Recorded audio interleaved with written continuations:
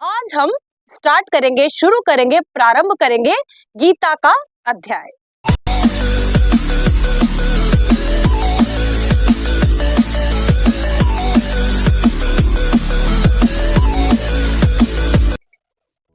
Hello guys, welcome to my class learning legacy. Learning legacy class में आप सभी का स्वागत है। तो बच्चों, कैसे हैं आप? आशा करती हूँ आप सभी स्वस्थ, मस्त और व्यस्त होंगे अपनी पढ़ाई में। तो बच्चों, काफी दिनों से आप कह रहे थे कि हमें गीता के बारे में जानना है, गीता के बारे में जानना है। गीता को आप बिल्कुल सरल भाषा में कन्वर्ट करके हमें समझाइए। तो मैंने कहा था बच्चों कि जब पितृपक्ष आएंगे तब हम गीता का अध्याय उठाएंगे और गीता को मैं सरल माध्यम से करके तुम लोगों को बता दूंगी। तो आज वो दिन आ गया है और हम क्या कर रहे हैं, अब पूर्णिमा से हमारे जब पितृपक्ष स्टार्ट हुए तो हम क्या करेंगे, गीता को प्रारंभ करेंगे। ताकि इससे हमारे क्या फायदा होगा पता है? कि बच्चों को भी गीता सुनने को मिल जाएगी, बच्चों के लिए भी एक गीता सरल माध्यम में सुनने को मिल जाएगी। और दूसरा एक फायदा हमारे क्या होगा, पितृपक्ष में यदि हम गीता का पाठ करते हैं तो क्या होता है, हमारे पितृ भी इस गीता के पाठ को सुनते हैं और उनमें उनको भी क्या होती है, सद्गति प्रदान होती है। तो हमारे क्या हुआ, एक पंथ और दो काज। तो इस तरह से हम एक पंथ दो काज करते हुए आज हम स्टार्ट करेंगे, शुरू करेंगे, प्रारंभ करेंगे गीता का अध्याय। गीता क्या है? गीता क्या है कि हमारे वेद और उपनिषदों का सार है। तो बच्चों, गीता क्या है?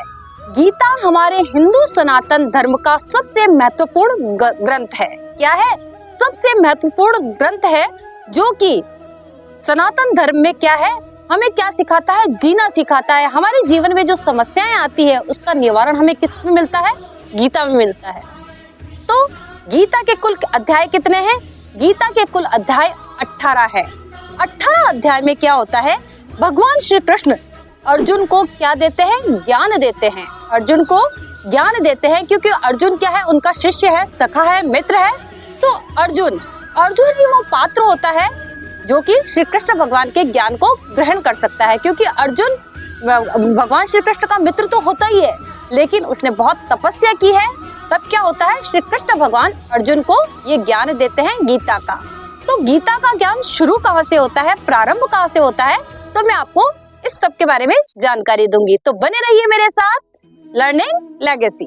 तो बच्चों, गीता का प्रारंभ क्यों हुआ, किस लिए हुआ? आप सब लोग सोच रहे होंगे कि गीता का ज्ञान क्यों दिया गया और ये प्रारंभ क्यों हुआ और किस लिए हुआ और किस लिए इसका मतलब स्टार्ट हुआ था, ये किस लिए शुरू हुआ था।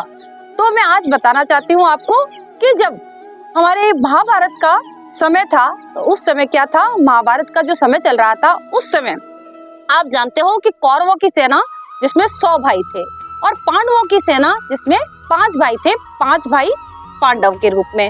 100 भाई धृतराष्ट्र के पुत्र थे कौरव। ठीक है, तो कौरव और पांडव के बारे में जानकारी आपको कहाँ मिलेगी, महर्षि वेद व्यास द्वारा क्या लिखित है, महाभारत। महाभारत में हमको इसकी जानकारी मिलती है कि महाभारत में कौरव 100 थे और पांडव 5 थे। तो कौरव और पांडवों के मध्य जो लड़ाई होती है, जो युद्ध होता है, उस युद्ध के बारे में जब हमारा अर्जुन क्या होता है, क्या हो जाता है, जब युद्ध होता है तो वो क्या होता है, संकटों से घिर जाता है और क्या होता है कि उसे युद्ध करने के लिए क्या हो जाता है, उसको वो युद्ध करना चाहता नहीं है। तो उस समय भगवान उसको दिशा देने, उसका मार्गदर्शन करने, उसको मोटिवेट करने के लिए क्या करते हैं, भगवान अपना ज्ञान देते हैं।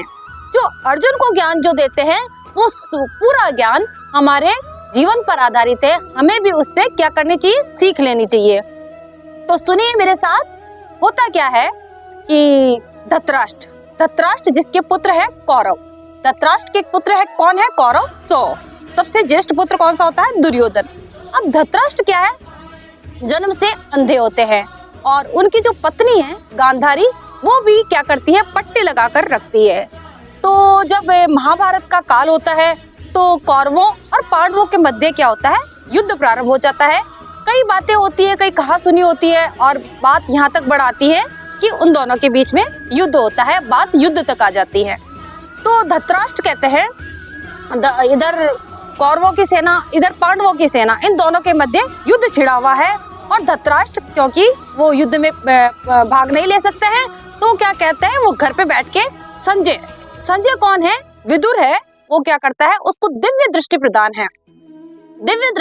है, तो वो क्या करते हैं, उनको युद्ध का जो आंखों देखा हाल वो क्या कर सकते हैं, वो धृतराष्ट्र को सुनाते हैं कि युद्ध क्षेत्र में, कुरुक्षेत्र में, युद्ध की भूमि में क्या हो रहा है, वो संजय बताते हैं धृतराष्ट्र से। यही सब कुछ गीता में लिखा गया है।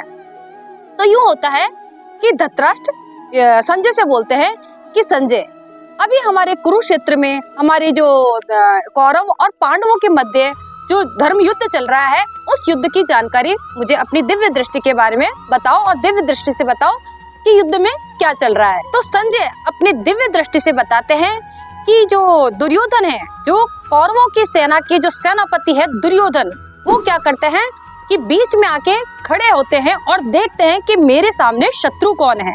तो शत्रु में क्या होता है, 5 पांडव जो कि उनके शत्रु है, तो शत्रु की सेना को देखना चाहता है कि हमारे सामने जो शत्रु है वो कितना बलशाली है। कभी भी हम किसी भी युद्ध को जीतना चाहते हैं तो क्या करना चाहिए, हमें भी अपने शत्रु की शक्ति को परखना चाहिए कि शत्रु की सेना में कौन कौन है और हम किससे लड़ने वाले हैं, इसकी भली भांति हमें जानकारी होनी चाहिए।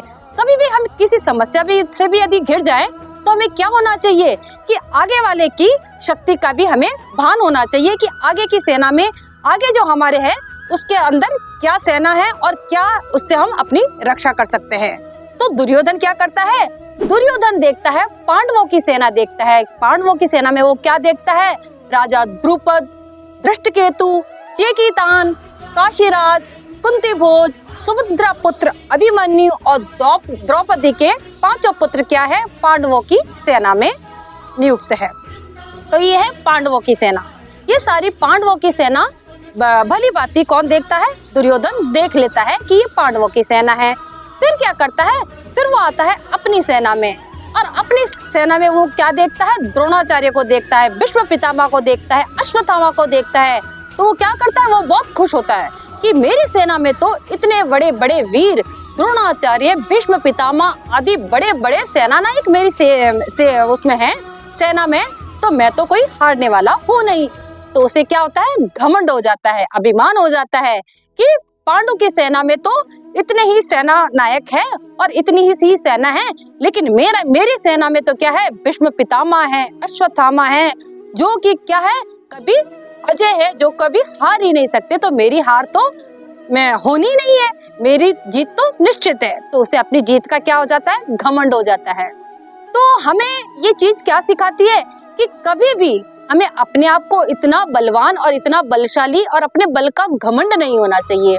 तो गीता हमें क्या सिखाती है कि हम कितने भी बलशाली हो, कितने भी शक्तिशाली हो, लेकिन हमें अपनी शक्ति का और अपने बल का घमंड कभी नहीं होना चाहिए। तो गीता हमें ये सिखाती है। फिर क्या होता है कि कौरव जब अपनी सेना को देखता है और पांडवों की सेना देखता है, तो दुर्योधन ये देख के आता है। फिर इधर से पांडवों की सेना में जो अर्जुन होता है, अर्जुन कहता है भगवान श्री कृष्ण से कि हे मधुसूदन, मेरा रथ आप बीच में लेके आइए। मैं इन दोनों सेना के मध्य बीच में क्या आता है, रथ आता है, और अर्जुन का रथ कौन हाँकते हैं, भगवान श्री कृष्ण।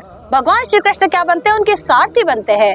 तो कहते हैं, तो भगवान अर्जुन और श्री कृष्ण भगवान रथ को बीच में लेके आते हैं, और वहाँ अर्जुन क्या करता है, पूरी सेना को देखता है, पूरी सेना को देखता है, और कौरवों की सेना को देखकर वो क्या करता है कि इस सेना में कौन है, भीष्म पितामह और अश्वत्थामा और क्या है, सारे चाचा ताऊ मामा सब उनके रिश्तेदार हैं। क्या देखता है अर्जुन कि इस युद्ध में तो सब जिनसे मैं युद्ध कर रहा हूँ वो तो मेरे सारे रिश्तेदार हैं, उनकी गोद में तो मैं खेला हूँ, बड़ा हुआ हूँ, मेरा बचपन बीता है, क्या मैं इन लोगों से युद्ध करूंगा। अब अर्जुन बहुत ही बड़ा क्षत्रिय है, बहुत ही बड़ा ज्ञानी है, बहुत बड़ा बलवानी है, लेकिन क्या हो जाता है, अर्जुन को मोह हो जाता है। यहाँ पे क्या हो जाता है, अर्जुन को मोह हो जाता है, वो मोह से ग्रसित हो जाता है कि मैं क्षत्रिय होके क्या मैं अपने ही रिश्तेदारों को मारूंगा, क्या मैं अपने राज्य के लिए, क्या अपने बड़े पापा का, मैं अपने चाचा का, ताऊ का, मामा को सबको मार दूंगा। तो वो कहते हैं, हे मधुसूदन, हे श्री कृष्ण, माना कि मेरा भाई जो कौरव है वो गलत है, वो गलत के लिए युद्ध कर रहा है, लेकिन हम तो समझदार हैं।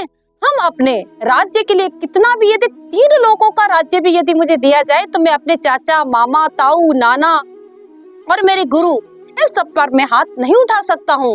मैं क्षत्रिय हूँ, मैं क्षत्रिय धर्म का पालन कर सकता हूँ, लेकिन मैं अपने आताताइयों पर, मैं अपने रिश्तेदारों पर कैसे हाथ उठा सकता हूँ? मैं कैसे उनको मार सकता हूँ?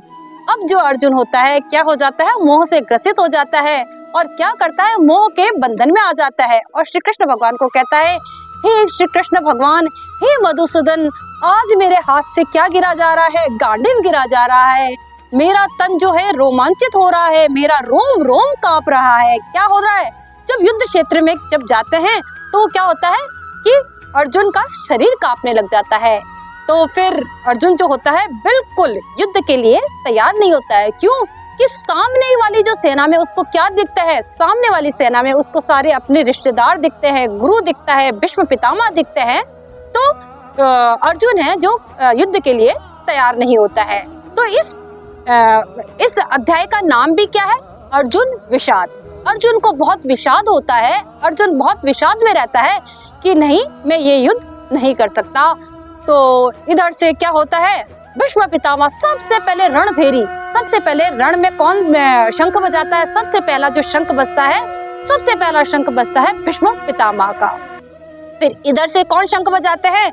इधर से शंख बजाते हैं, इधर से हमारे अर्जुन शंख बजाता है, श्री कृष्ण भगवान पांचजन्य नामक शंख बजाते हैं, अर्जुन देवदत्त नामक शंख बजाता है, भीम पौंड्र नामक शंख बजाते हैं। इस प्रकार दोनों ओर शंख का नाद होता है, ढोल बजते हैं, नगाड़े बजते हैं और बहुत सारा ध्वनि, बहुत सारा नाद, बहुत सारा स्वर, ढोल, नगाड़े, ये सब बजते हैं। युद्ध से पहले ये सब बजाया जाता है ताकि सब क्या हो, युद्ध की सेनाओं में, दोनों सेनाओं में क्या हो, उत्साह हो और वीर हो और ओज गुण आए और क्या करे, हर कोई सेना नायक बहुत अच्छे से युद्ध करे।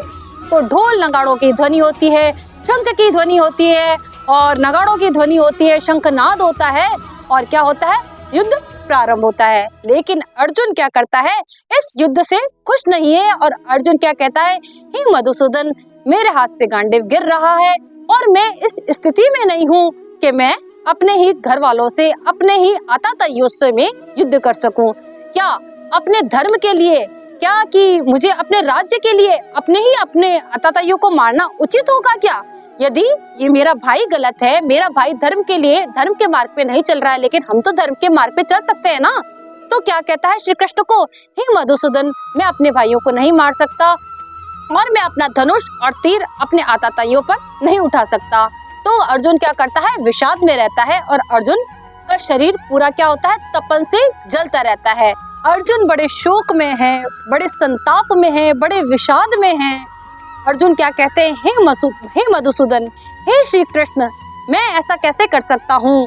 यदि मैं धर्म की राह पर हूँ, वो अधर्म की राह पर है, तो हम क्या कर सकते हैं?